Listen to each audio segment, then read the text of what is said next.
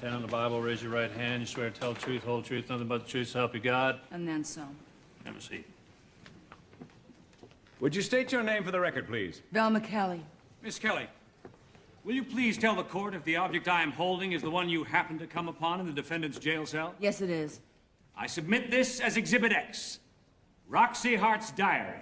I object! My client has never kept a diary. And even if she did, this would be invasion of privacy and violation of the Fourth Amendment and illegal search without a warrant. Yeah, and she broke the lock. Order! Order! Well, that settles that. I'll allow it. What's a big deal? Proceed, It's Mr. just a Harrison. bunch of doodlings. If you would read for us, please, Miss Kelly. I haven't worked in a while. What a laugh. Plug in Fred Casely. The big baboon had it coming. I'm just sorry I only got to kill him once. I never wrote that. You. Hey, she made that. Order! She made that up. She made that up. Order! Please, Mr. Flynn, get control of your client. I'm sorry, Your Honor, won't happen again. Sit down. Shut. It's only making it worse. I have no more questions. Your witness, Mr. Flynn. Ladies and gentlemen, a tap dance.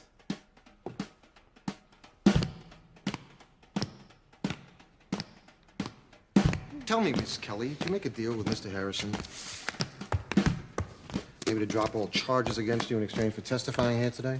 Well, sure, I'm not a complete idiot. Good, good. Yeah, since you gave such an impressive performance for Mr. Harrison, maybe you do me the same honor. I'd be delighted. Thank you. Fred Casely assured me he'd get me an audition down at the Onyx. And then he reneged on his pledge, and that was my motive for attacking him. Pretty fancy way of saying he's a big fat liar who welched on a deal, so I shot him. Amos accused me of having an affair, so I told him that the charge was erroneous. Objection, Your Honor. Mr. Flynn is twisting this evidence to draw conclusions that are specious and, Erroneous? Exactly. Order! Order! Miss Kelly, do you know the meaning of the word perjury? Yes, I do. You also know that it's a crime? Yes. I mean, for example, if it turns out that you knew that this diary was a fake, I'd hate to think of you rotting away in prison for the next 10 years, especially since you just won your freedom. Look, all I know is what I was told.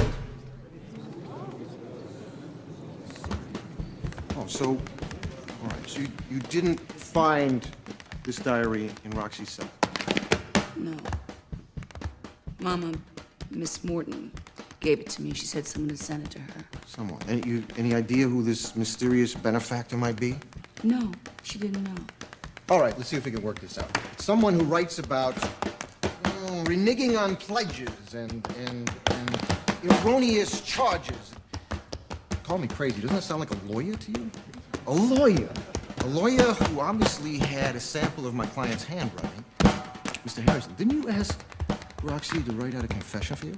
Yes, but you're not suggesting that I tamper with evidence, are you? No, I would. Don't be ridiculous. No, that's thoroughly and utterly absurd.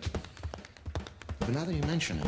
Your Honor, this is outrageous. It's outrageous, I know, outrageous. Even suggest that the prosecutor would make a thieves' bargain with a notorious Velma Kelly and then fabricate the very evidence that set her free. Your Honor, just so Velma you can Kelly's win not another a cop, case yeah? and move one step closer to the governor's reelection. Governor's man, Why, it's Fury simply attorney. beyond all I'll hold you imaginable. in contempt. No, it is not even conceivable.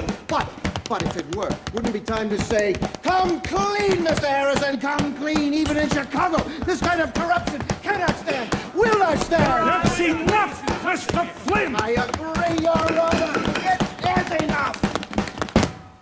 The defense rests.